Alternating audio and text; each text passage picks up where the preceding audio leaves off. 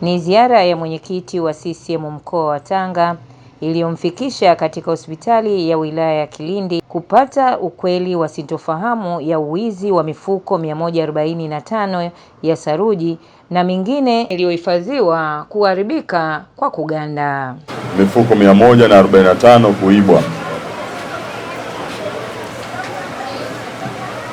Lakini pia nikapata taarifa kwamba ipo sementi mifuko mingine 170 kama taarifa ipo sahihi kwamba nayo imeganda.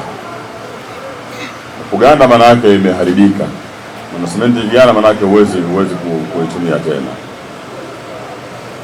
Na hapa mkurugenzi umetuambia kwamba hii sementi imeibwa kirejareja, maana yake haikuibwa kwa wakati mmoja.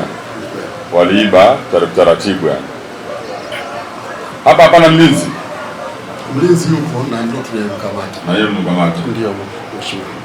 Mkamata peke yake au kuna wezi wengine? Na wezi na aliyekuwa ana bodaboda tumemkamata.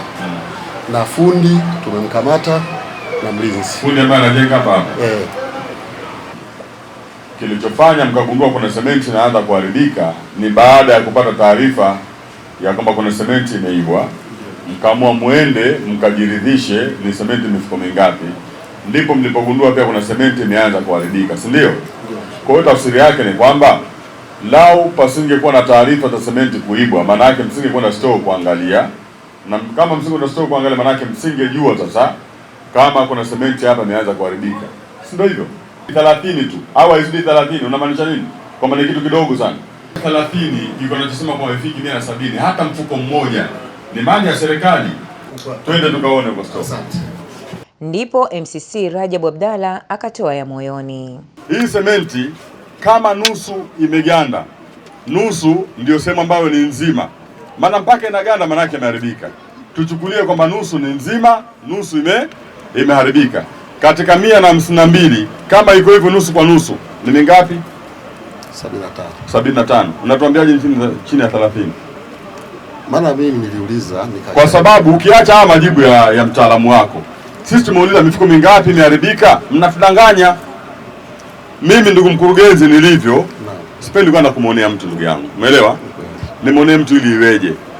Lakini tunachomuonea huruma Rais wa Jamhuri ya Muungano wa Tanzania, tunajua namna anavyokuwa na kiu ya kuondolea Watanzania matatizo.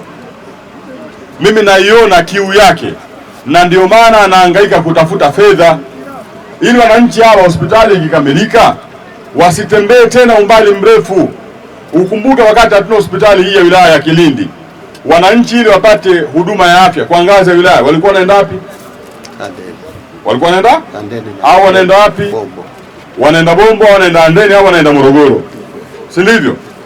Fikiria walitembea umbali gani, fikiria walitumia nauli kiasi gani, fikiria walitumia muda mwingi kiasi gani.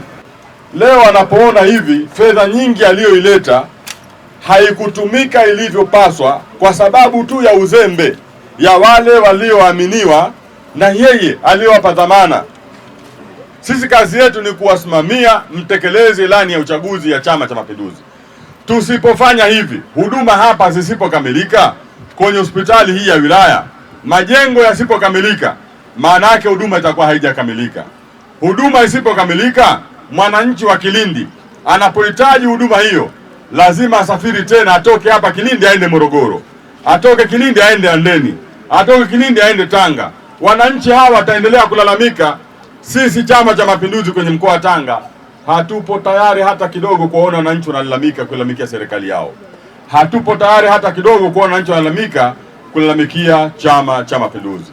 Tupo tayari kuifanya kazi hii asubuhi na jioni, mchana na usiku, kuwatumikia Watanzania wenzetu, kuwaondolea changamoto zinazowakabili. Na hapa mkurugenzi wa halmashauri ya wilaya Kilindi John Mgalula akaelezea hatua zilizochukuliwa hadi sasa. Tulipata taarifa ya wizi wa saruji na tulimkamata bodaboda akiwa na mifuko 5.